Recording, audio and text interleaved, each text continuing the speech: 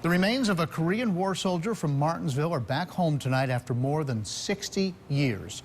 The remains arrived in Greensboro just after noon today. Members from Fort Bragg performed a short ceremony at the airport as the casket was loaded into the hearse. Then a convoy of local law enforcement escorted the body back to Martinsville. And that's where WSLS 10's Coulter Anstedt picks up the story. It has been nearly 70 years since Army Sergeant First Class Raymond McMillan left Martinsville to go off and fight in the Korean War. But today, he finally came home.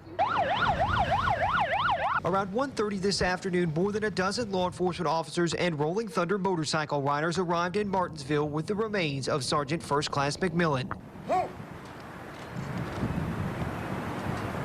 When the motorcade arrived at the funeral home, the honor guard from Fort Lee was there to carry the casket inside. It's just a glorious day. Even the weather's cooperated, and so many people have shown so much respect along the way, the route from Greensboro here.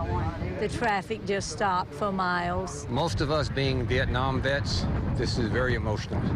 It's time for us to share our tears now for those guys coming home. McMillan was a medic and became a prisoner of war in 1951. 3 years later, he was declared killed in action. It wasn't until 2007 that his remains were positively identified. The military worked for the almost 10 years since to collect the entire skeleton, culminating with the remains being brought back to Martinsville today.